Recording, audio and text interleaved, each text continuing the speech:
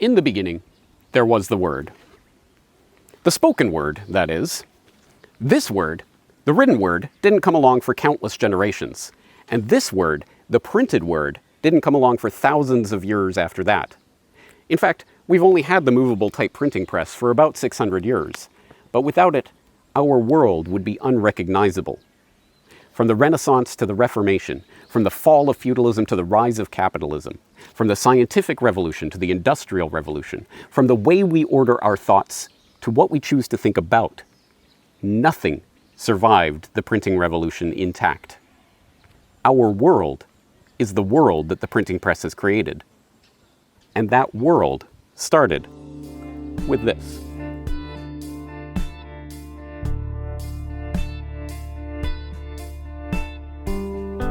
Media. It surrounds us. We live our lives in it and through it.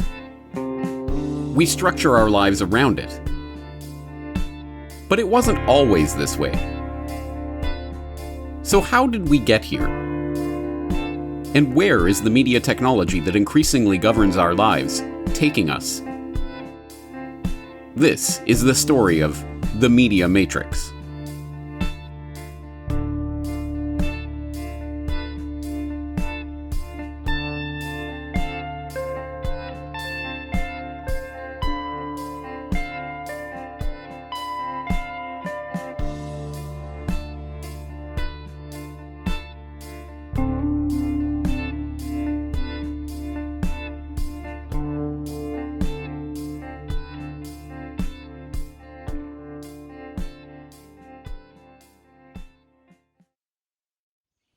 You see, in the Middle Ages, mirrors, especially curved mirrors, were fiendishly difficult to make. And pilgrim badges, elaborately designed lead or pewter plates with a curved mirror in the middle, were even more difficult to make.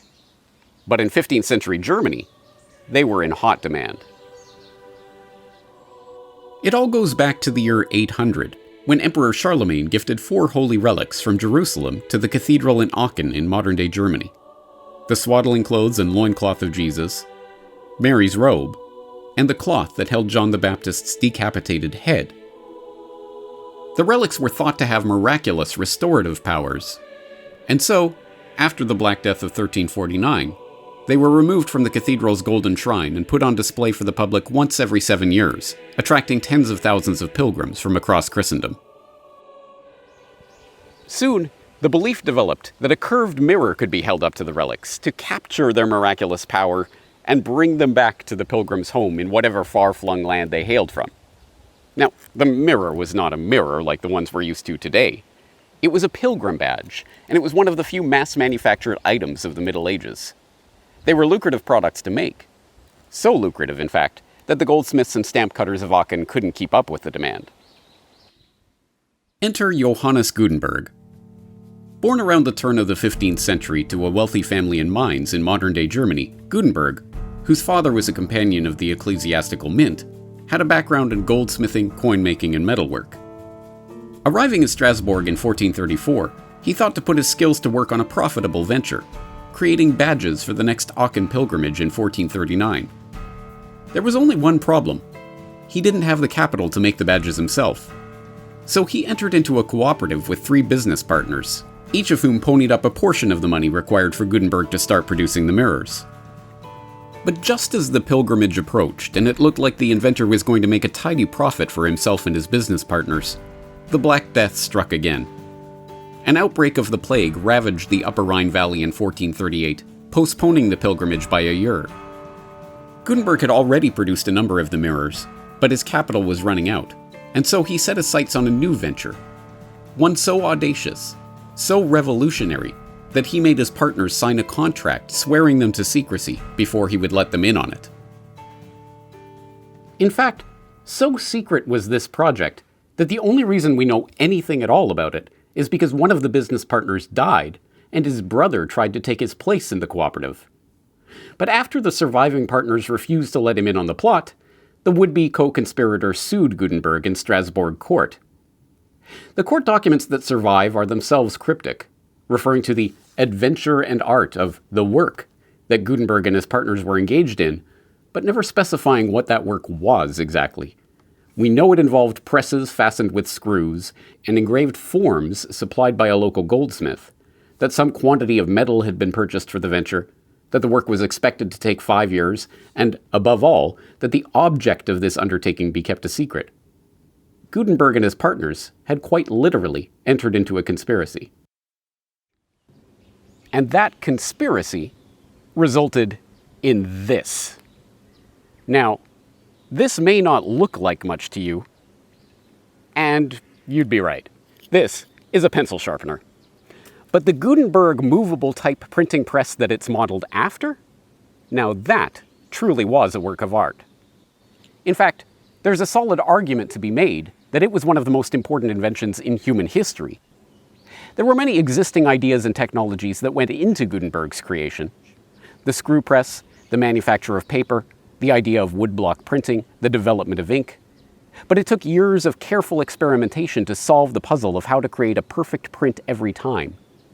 At first glance, it seems straightforward.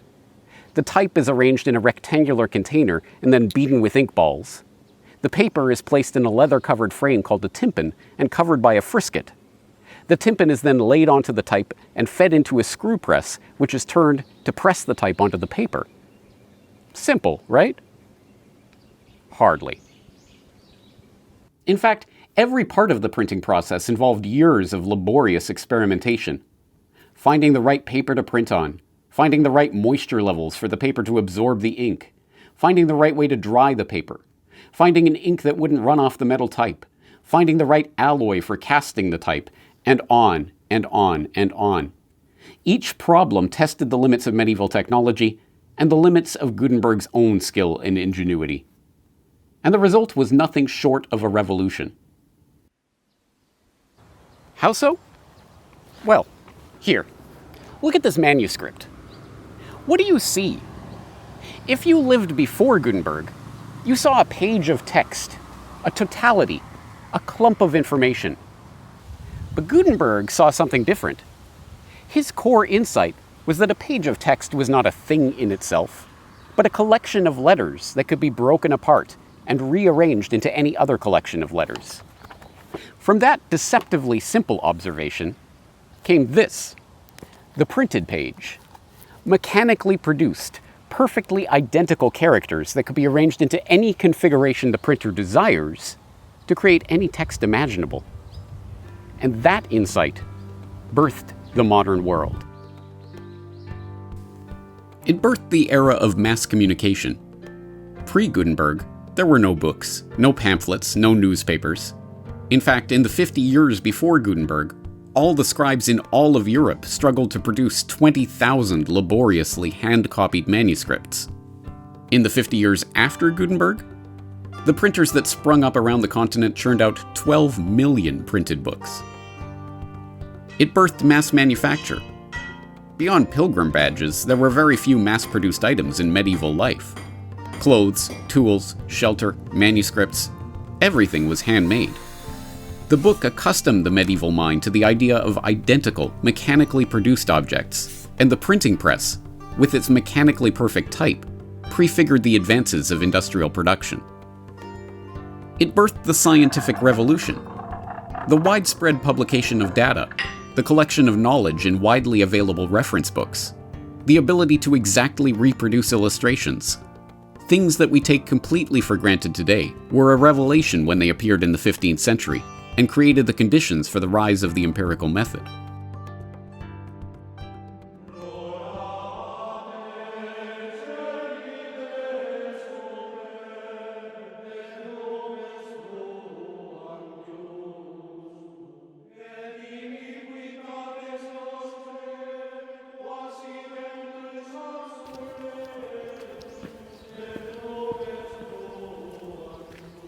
It birthed the Reformation. We all know that it was Martin Luther and his 95 Theses nailed to the church door that launched the Reformation, but it was the printing press that allowed Luther's ideas to travel so far, so fast. And, bonus fact, those 95 Theses were addressed to the Archbishop of Mainz, birthplace of Gutenberg's press.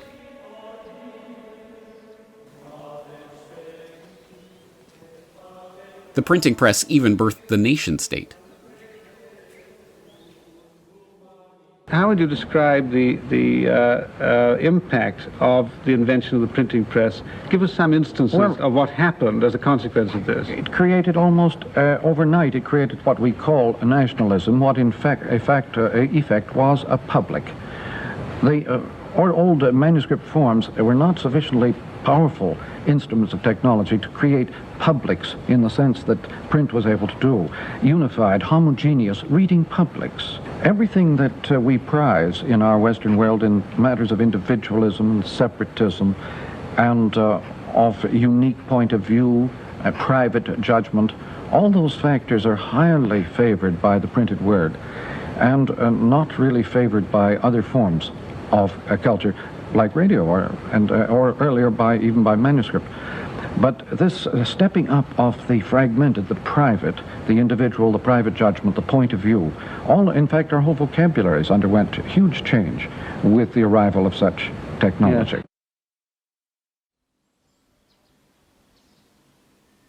The world that Gutenberg was born into was this world, the real world. If you learned anything at all about this world, you probably learned it from direct experience, or at least from someone who had that experience. But the world that Gutenberg left behind was a world of mass communication. Books were no longer a rare and valuable thing, and it was increasingly likely that your information about the world came from someone you never met, someone who may have been long dead. The movable type printing press didn't just change the way people communicated, it changed what they communicated about. In a very real sense, the printing press invented the news. Before Gutenberg, the news was whatever you managed to gather from your neighbors, what you learned from travelers passing through your village, what you heard the town crier yelling through the streets, or, at best, what you yourself read in the occasional proclamation or edict from the authorities. But after the printing press, the news was for the first time collected, organized, printed on a regular basis, and distributed far and wide. In 1605, the world's first newspaper was published in Strasbourg, the same city where Gutenberg was making his mirrors for the Aachen pilgrimage a century and a half prior. And soon everyone and their dog was printing a newsletter, or a pamphlet, or a newspaper, or a tract, and these ideas were spreading around the world like they never had before. For the first time, someone could be reading the same news as someone in the next town over. Or someone on the other side of the planet. At the exact same time. The printing press united people like never before, and the result was an explosion in the spread of ideas, the likes of which would not be experienced again for centuries. But not everyone was excited about this free flow of information. Entrenched power structures of medieval society, the crown, the church, the feudal lords, had persisted for centuries by controlling information and suppressing dissent. But as the barriers to new ideas collapsed, so did the old feudal order. It's no surprise, then, that wherever the printing press traveled, wherever this new cadre of printers and booksellers set up shop, the censors were not far behind. When Lutheran books began appearing in England in 1520, Cardinal Wolsey was quick to declare that anyone caught with the texts would be subject to heresy laws. Not to be outdone, King Henry VIII's proclamation prohibiting erroneous books and Bible translations of 1530 afforded him the power to try readers of these blasphemous and pestiferous books in his own dreaded Star Chamber. Parliament dissolved the Star Chamber in 1641, but they weren't about to give up censorship of the press. They just wanted to take the power for themselves, and that's exactly what they did. The Licensing Order of 1643 outlawed the printing, binding, or sale of books except by persons licensed under authority of Parliament. This prompted John Milton to write the Areopagitica, still recognized today as one of the most influential and passionate defenses of freedom of speech in history. Who kills a man kills a reasonable creature, God's image. But he who destroys a good book kills reason itself, kills the image of God, as it were in the eye. But even the loftiest language of Milton had little effect in swaying the censors.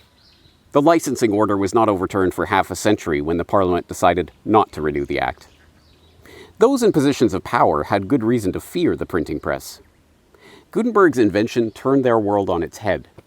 Suddenly, people who had been kept apart and largely in ignorance of the world around them had been brought into a community of readers.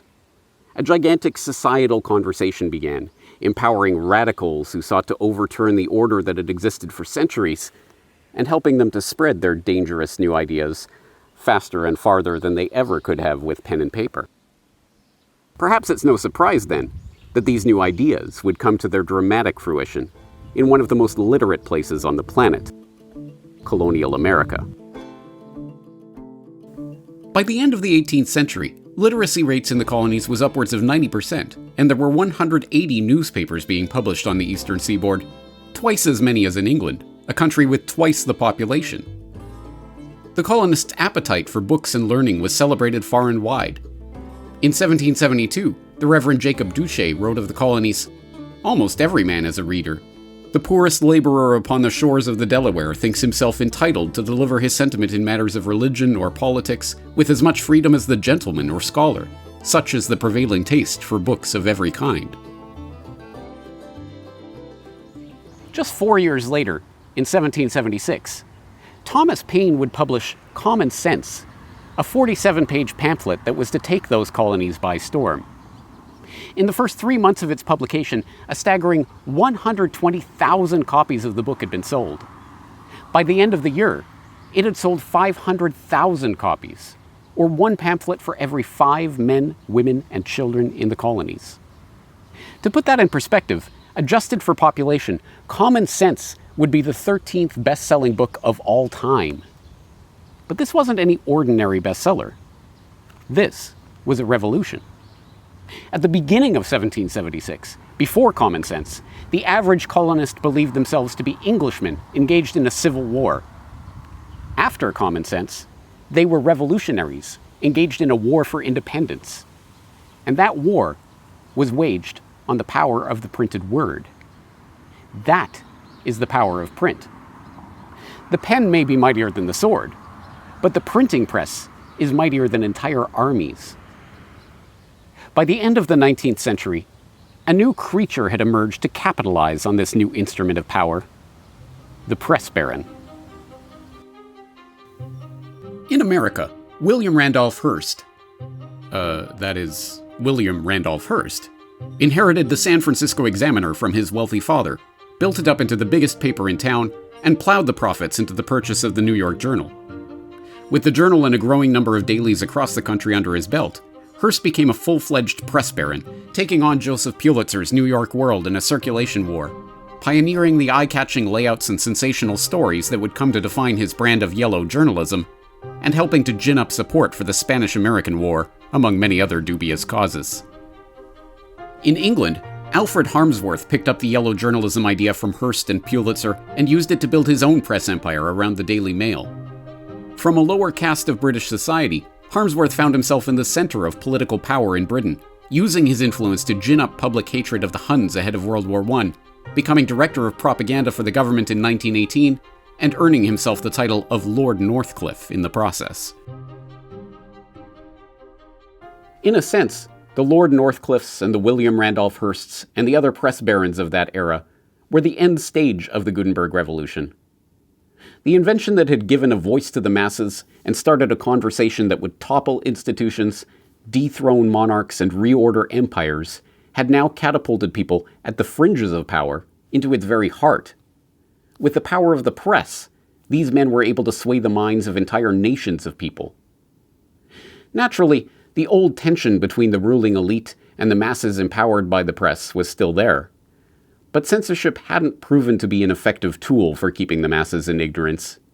There had to be another way. That way, it turned out, was another conspiracy. On February 9th, 1917, Oscar Callaway, a U.S. representative from Texas' 12th District, exposed that conspiracy in the Congressional Record. In March 1915, the J.P. Morgan interests, the steel, shipbuilding, and powder interests, and their subsidiary organizations, got together 12 men high up in the newspaper world and employed them to select the most influential newspapers in the United States and sufficient number of them to control generally the policy of the daily press of the United States.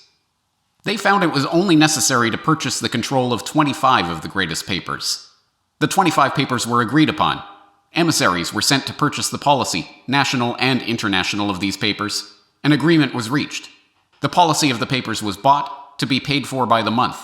An editor was furnished for each paper to properly supervise and edit information regarding the questions of preparedness, militarism, financial policies, and other things of national and international nature considered vital to the interests of the purchasers.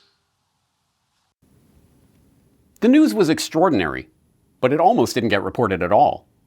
Calloway had not been given time to make his charges on the floor of the House. Instead, they were buried in the record. It wasn't until another congressman demanded a full congressional investigation into the charges that the newspapers even bothered to cover the story at all. Perhaps it's no surprise that the Gutenberg conspiracy ended up here, at the Morgan conspiracy. That a revolutionary step towards freeing man from the bonds of ignorance was met with a revolutionary counteraction designed to place those chains around him all the more tightly. That at the zenith of the print revolution, the oligarchy finally found a way to control the free flow of information.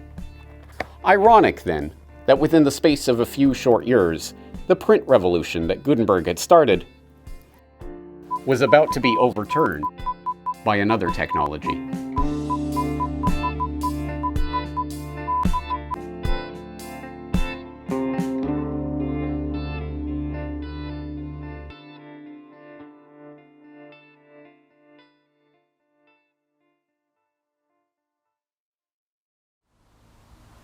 Hello, I'm James Corbett of the Corbett Report, and I'm not here right now. I mean, there, with you. Confused? Well, take a look at this. See? But in truth, I'm not here either. What you are watching are the ghostly reflections of someone far away. I am not in the room with you, but you can see me. You can hear me. You might not think much about this, but it is one of the wonders of our era, and it has shaped the world in ways we can barely comprehend.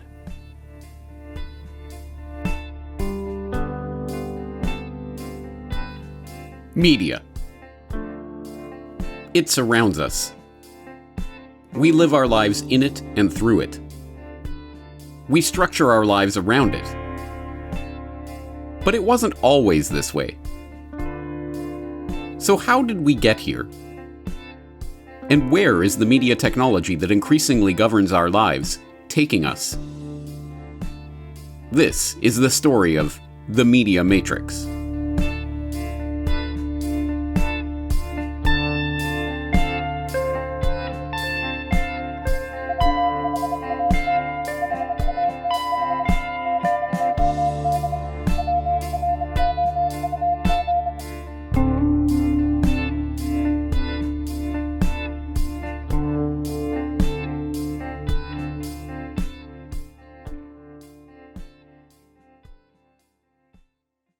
There's a story about the famous Battle of Waterloo in 1815 that is not usually included in the history textbooks.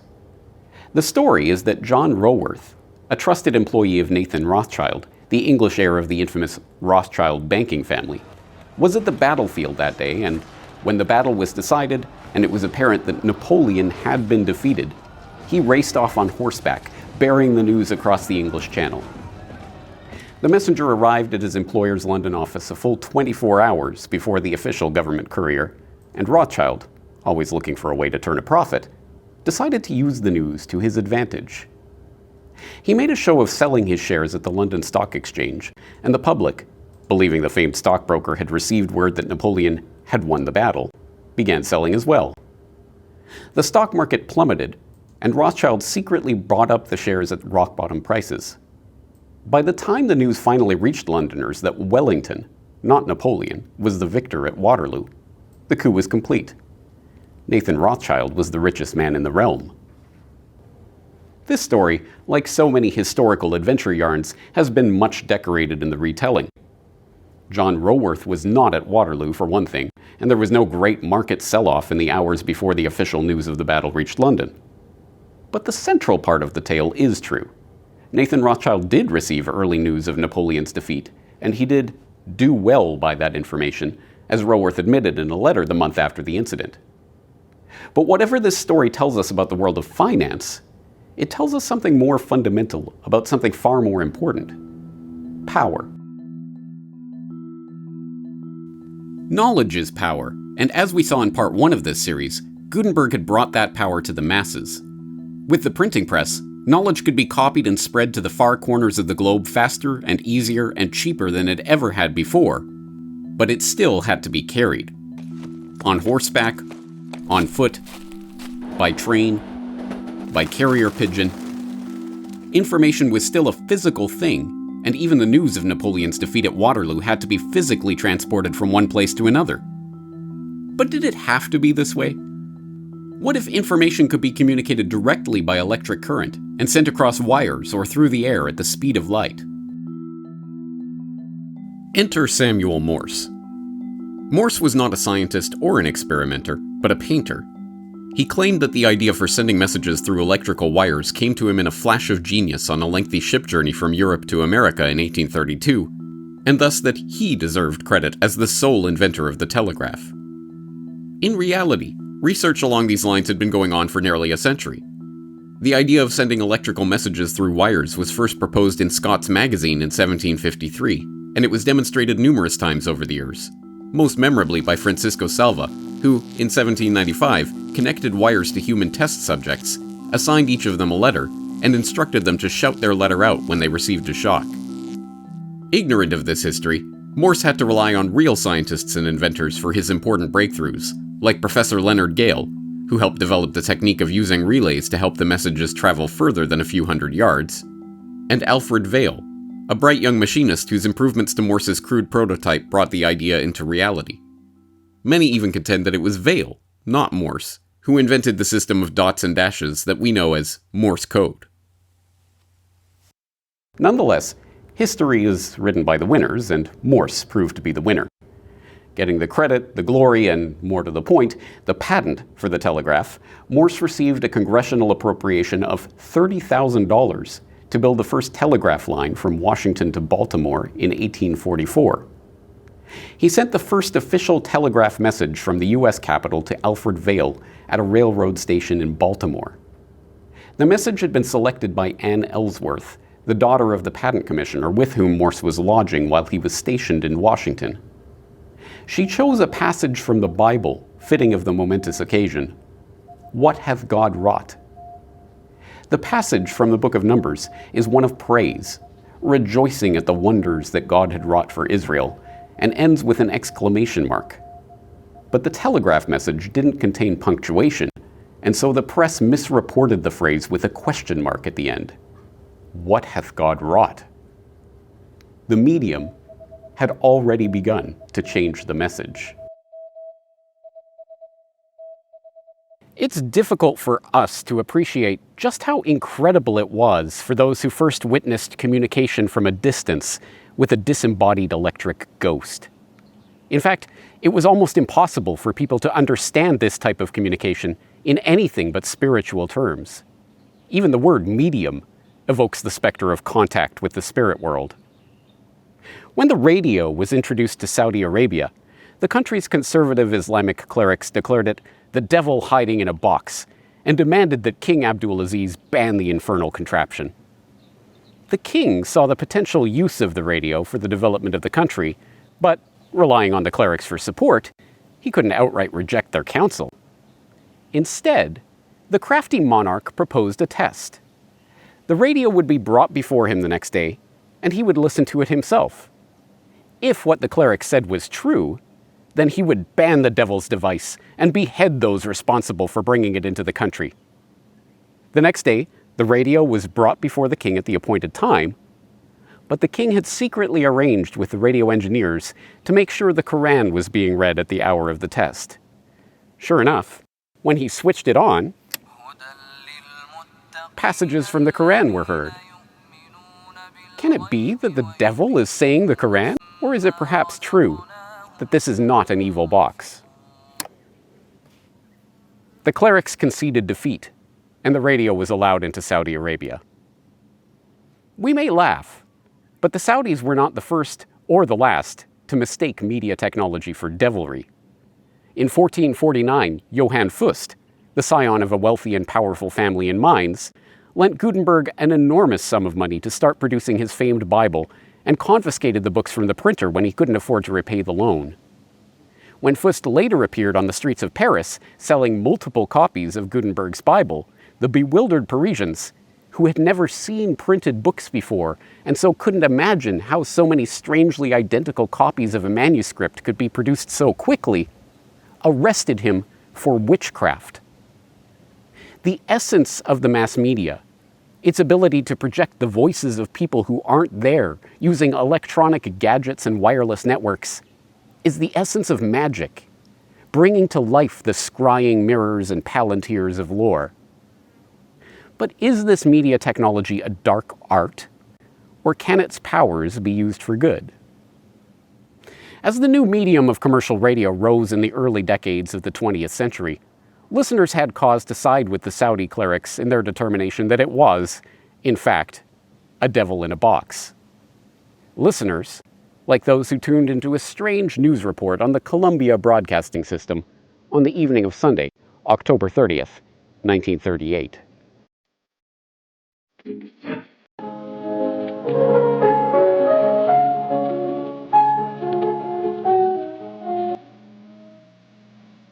Ladies and gentlemen, here is the latest bulletin from the Intercontinental Radio News. Toronto, Canada.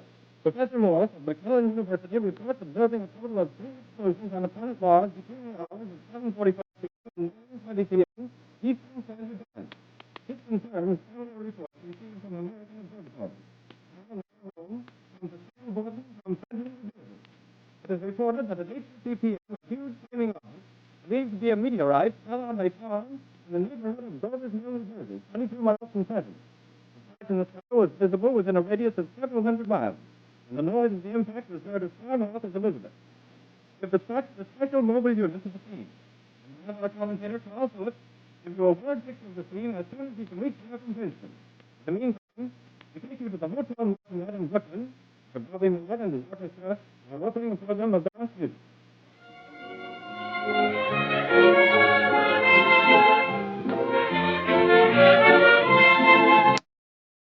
Of course, this wasn't a news broadcast at all. It was the infamous Halloween scare, Orson Welles' radio adaptation of The War of the Worlds, which infamously caused panic among some members of the listening audience who were flipping through the dial and mistook the dramatized news interruptions for actual reports of a Martian invasion. It's become fashionable in recent years to downplay the incident as a myth. There was no real scare, only a few dimwits who got frightened.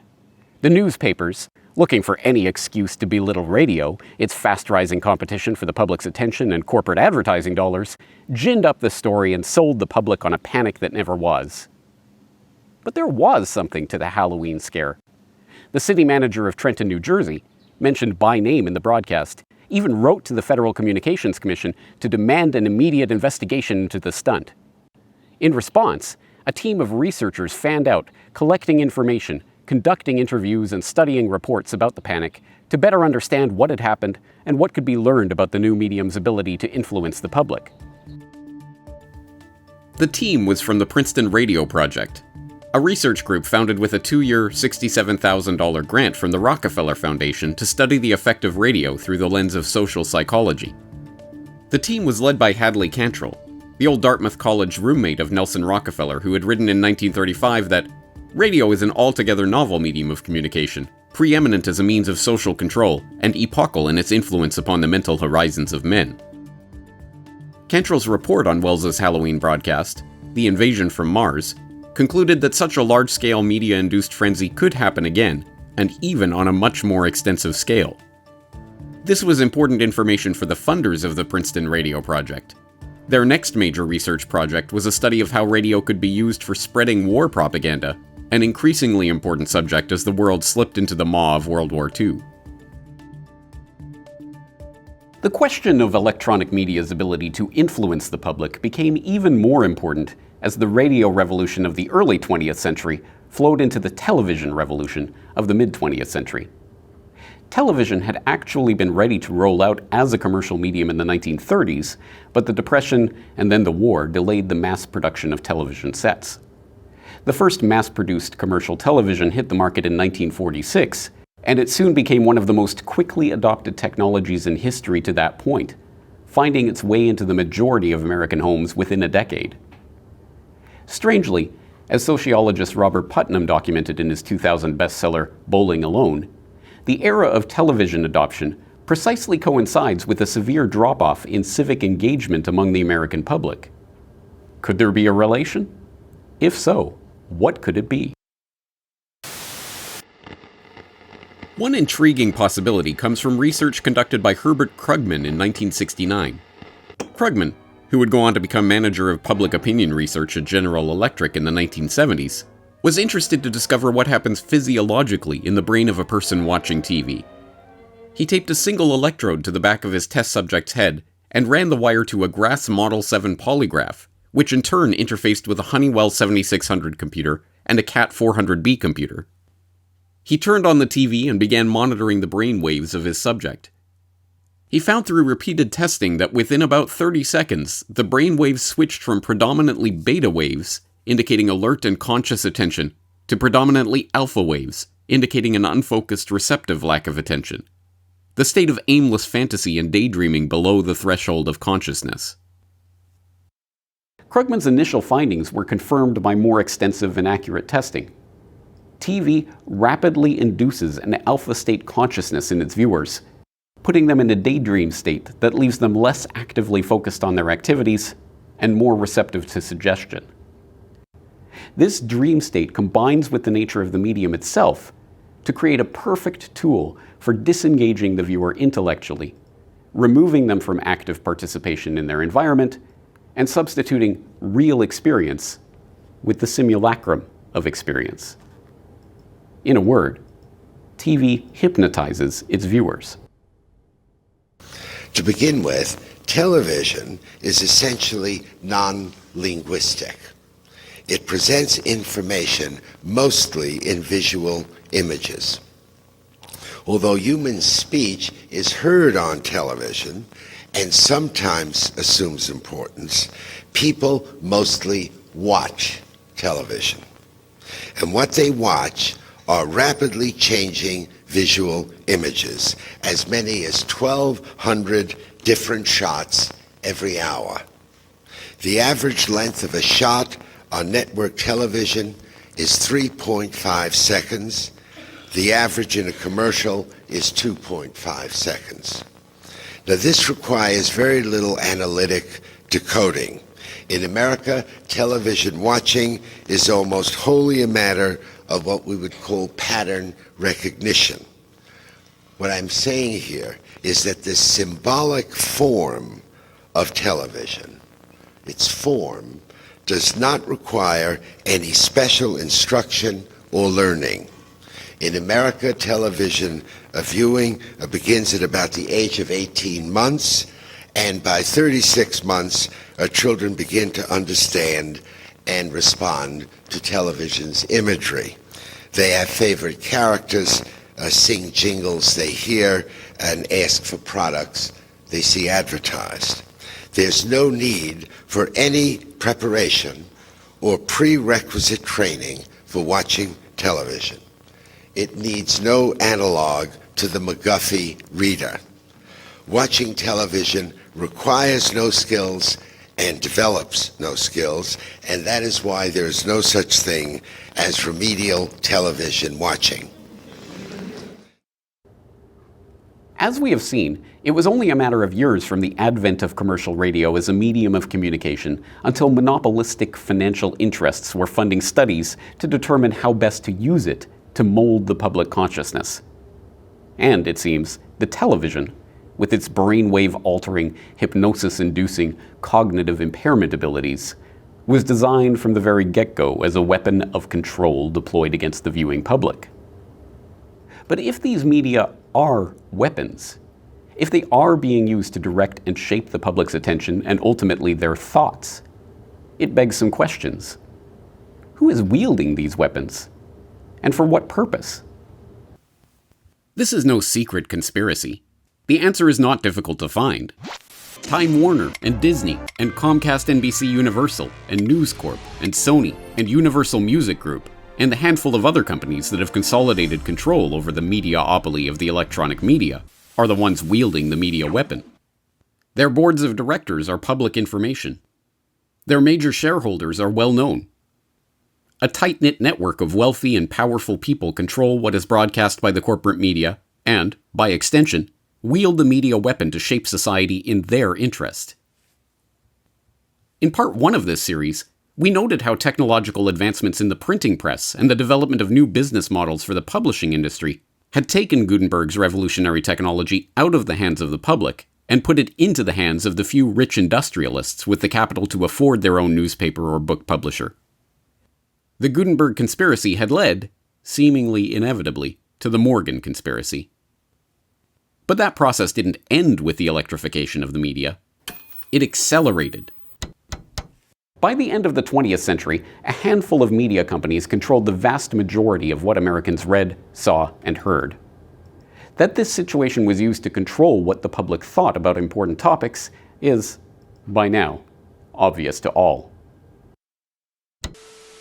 The sharing of biased and false news has become all too common on social media. More alarming, some media outlets publish the same fake are true without checking facts first. Unfortunately, some members of the media use their platforms to push their own personal bias and agenda to control exactly what people think, and this is extremely dangerous to our democracy. At the dawn of the 21st century, this media oligopoly had cemented its control over the public mind. Combined, newspapers, television, movies, and radio had the ability to direct people's thoughts on any given topic, or even what they thought about. The zenith of that era was reached on September 11, 2001, when billions across the globe watched the dramatic events of 9/11 play out on their television screens like a big-budget Hollywood production. But the media was not done evolving. Technologies were already being rolled out that would once again change the public's relationship to the media. Technologies that would once again leave people questioning whether the media was a devil hiding in a box, wondering whether the new media was a tool of empowerment or control, and asking the question, what hath God wrought?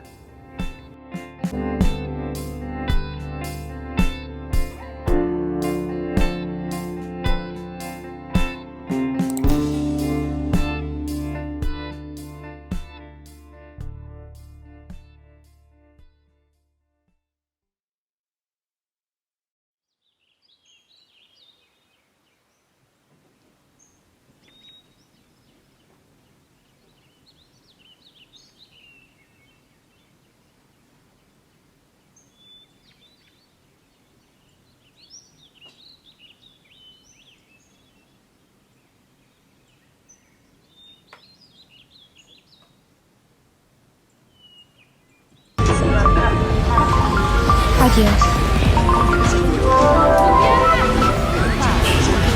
Olá, me chamo Maria.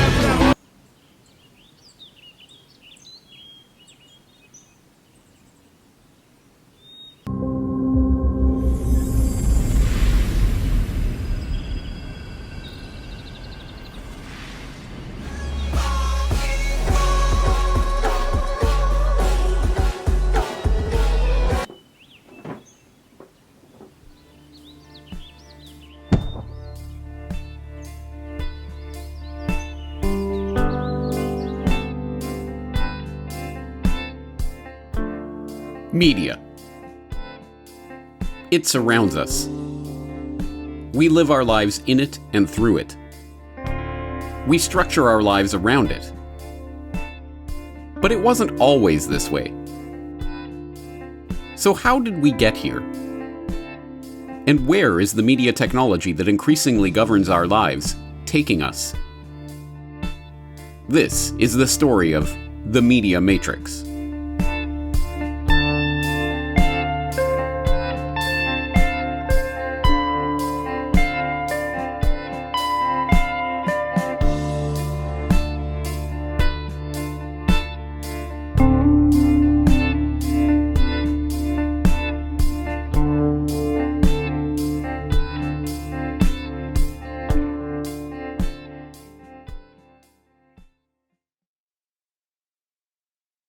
At the dawn of the 21st century, if you saw anything, read anything, listened to anything, it was more likely than not placed in front of you by one of the handful of companies that controlled the major television and radio networks, newspaper syndicates, film studios, and music companies. These companies didn't control what people thought. It was more subtle than that. These companies controlled what people thought about. We all knew the daily news from the newspapers. We all heard the latest Billboard chart topper. We all saw the latest episode of Must-See TV. We all knew about the latest Hollywood blockbuster. Even if we managed to avoid these media ourselves, we knew them anyway from cultural osmosis. Yes, by the year 2000, we had arrived at the pinnacle of mediated reality. The media oligopoly's control of society was complete, and nothing could ever come along to change it. And then, something did. We're riding on the internet, cyberspace, set free. Hello, virtual reality. Interactive appetite, searching for a website, a window to the world, got to get online. Take a spin, now you're in with the techno set. You're going surfing on the internet. Given that the only thing people can agree on these days is that the internet is ruining society, it's difficult to remember that the general public's introduction to the World Wide Web was accompanied by a torrent of hyperbole and over-the-top enthusiasm that would make a pimply-faced teenager blush. The internet was going to solve all of our problems. It was going to democratize information. It was going to give a voice to the voiceless. It was going to bring the world together. And, most importantly, it was going to help us order pizza without having to pick up our phone.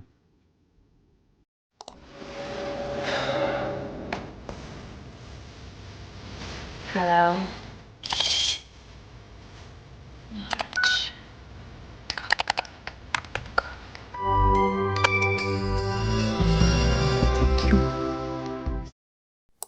It's easy to laugh at the gee-whizzery and pie-in-the-sky promises of the information superhighway hype. But make no mistake, the advent of the web was a revolution. It did upend the economic model that had given rise to the media oligopoly in the first place, and it did give a voice to countless millions around the globe who would never have been heard at all if it weren't for the advent of new media platforms. This is James Corbett of CorbettReport.com, and I'd like to welcome you to a new episode of a completely new news update series that I'm doing with my good friend and the host and webmaster of MediaMonarchy.com, James Evan Pilato. James, it's great to have you on the program today. Thanks a lot, man. I've looked forward to doing this. Yeah, me too. As the general public started to get online in the 1990s, not even the wildest flights of cyber-utopian fancy could have imagined the sea change in news and information that was about to sweep over the public. As the printing press had given birth to our very concept of the news, and as radio and then television again transformed our understanding of what it meant to hear or see the news, so too did this new medium change our perception of world events and our relationship to them.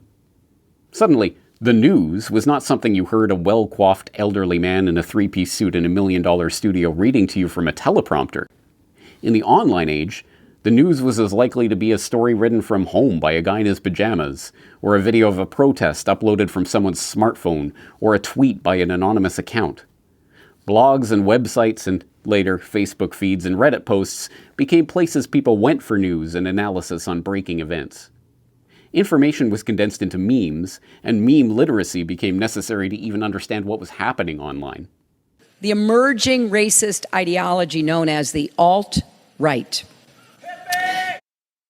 And all the while, the media whose hold over the public mind had seemed so unassailable mere decades ago was now old hat, reduced to just another stream of information accessible on the always-on, infinite scrolling online content feeds. But if we have learned anything from this study of media history by now, it's that a predictable pattern is at play. A new technology transforms the way people communicate and promises a flowering of knowledge and understanding. The existing power structure then spends all of its considerable resources censoring or co-opting that technology, and ultimately using the new media as an even more effective tool for spreading propaganda. As we saw in part 1 of this series, the Gutenberg press sparked a true revolution, overturning the social, political, and economic order and empowering individuals to share ideas on a scale never before imaginable. But we also saw the censors swooping in to repress those ideas before the corporatization of the press finally tamed the mighty juggernaut that Gutenberg had unleashed. And, as we saw in part 2 of this series, the commercial radio revolution prompted the Rockefellers and other entrenched financial interests to begin studying how best to use the electronic media to shape the public consciousness. And television, with its ability to put its viewers into an alpha brainwave state of susceptibility, proved to be an even more effective tool for the corporate interests that soon monopolized the public airwaves. The story of the World Wide Web follows a depressingly similar trajectory. Whatever promise the internet held to kick off a new Gutenberg revolution, putting the power of the press back in the hands of the average person, that promise has been consistently betrayed by the centralization of online discovery and identity into corporations, as even Twitter founder Jack Dorsey now admits.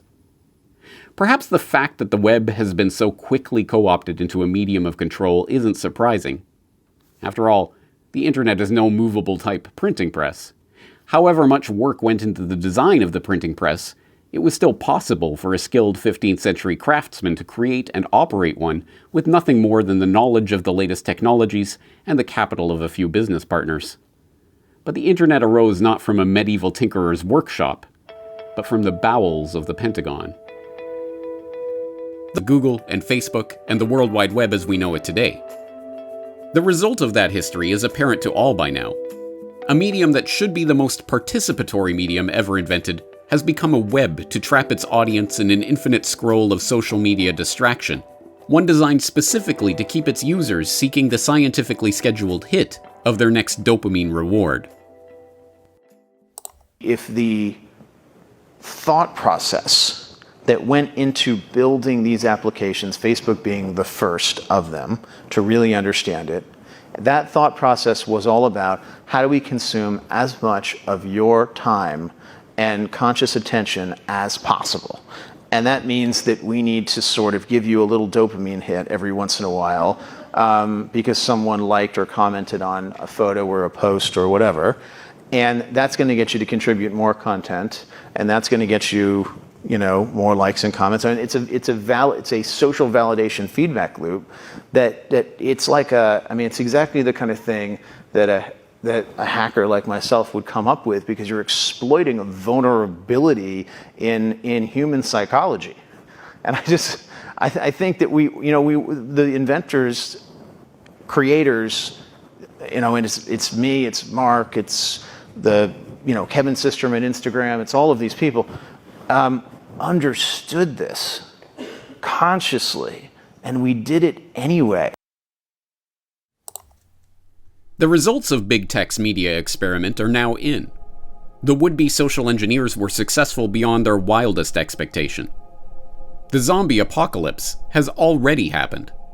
In its wake lay the increasingly mechanistic automatons of the social media revolution, eschewing the dull world of human interaction for the cyber world of likes, shares, and dopamine rewards. The smartphone has become the digital god of the zombie hordes, demanding we bow down in prayer at every free moment. Perhaps most frightening of all is the astonishing speed with which this revolution is taking place. As transformative as Gutenberg's press was, it took decades for the technology to propagate out across Europe, and it took centuries for the effects of that technological upheaval to play itself out in the body politic. The electronic media revolution took the better part of a century of development from its earliest iteration, the telegraph, to its introduction to the average person's living room in the form of radio sets, and, later, televisions. But the online media revolution has happened with astonishing speed. In the span of 1 decade, smartphones went from curious novelties to ubiquitous items, and they are now on the cusp of being made mandatory for participation in everyday life. This incredible change is already manifesting in a world of profound and rapid dislocations in every facet of our lives: political, economic, and social. So where is this revolution taking us? Can we learn to navigate this new world of nearly constant mediated experience? Should we? To answer that, we need to look at the nature of media itself. Media. From the earliest smoke signals and scratches in clay tablets, to the printed page, to the recorded images and sounds of the modern era, has always existed as a means for extending our bodies in space and time. The written word is an extension of our mind out into the world, allowing people in far distant places and far off times to read our innermost thoughts. The phonograph was an extension of our voice. The filmed image, an extension of our bodies themselves, permitting them a type of 2D immortality. But somewhere along the way, the balance between the media world and the real world that it represents began to shift. We went from this world to this world, where most of what we see, most of what we hear, most of what we think we know about the world comes not from the people and places that populate our direct lived experience, but from mere representations. We have our friends, of course, but we also have friends. We have neighbors, but we also have neighbors. We have something better than real life. We have reality TV. We have entered the world of the simulacrum. La fin, finalement, aussi du réel. Et puis, mais dans la définition moi, que j'ai du réel, au sens où j'ai dit, c'est-à-dire faire advenir un monde réel, c'est déjà le produire, c'est déjà quelque chose comme un simulacre. Pour moi, le réel n'a jamais été qu'une forme de simulation. Le principe de réalité c'est la première phase, si on veut, du principe de simulation, quoi. Mon postulat serait, il n'y a pas de réel. Le réel n'existe pas.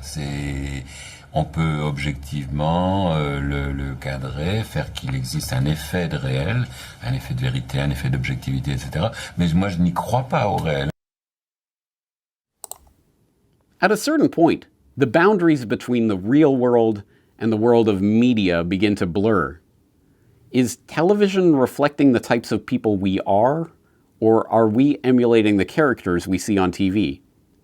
Are the sad songs we listen to the product of broken-hearted people, or the cause?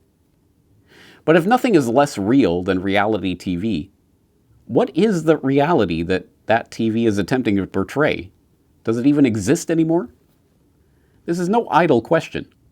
As pervasive as the online media has become, as important as our participation in that mediated world has become for our daily lives, a new medium has already appeared: the metaverse.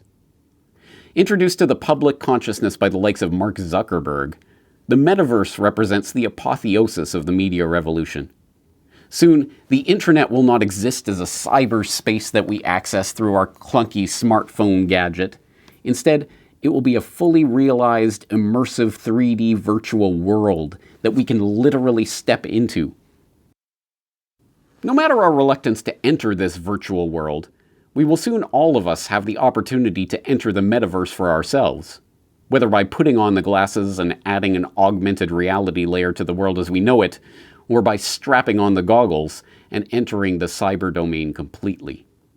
And after we do so, we may find the idea of living our lives in bare, unmediated reality will be as quaint, as unthinkable, as living in a world of smoke signals and clay tablets.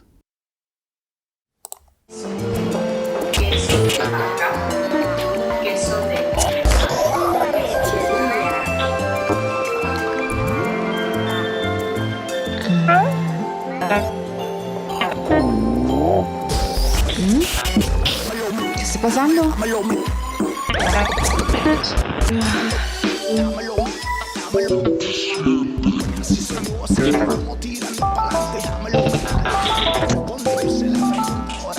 Buen día, Emilio.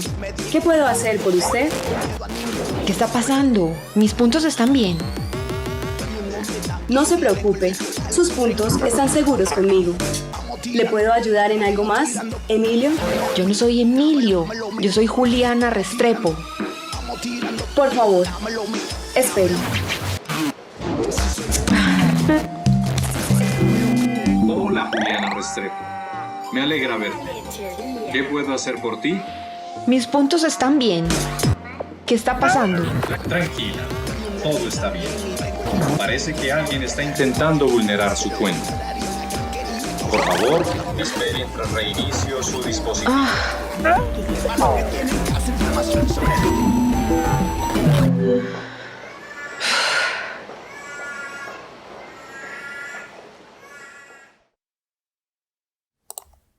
We stand at a precipice.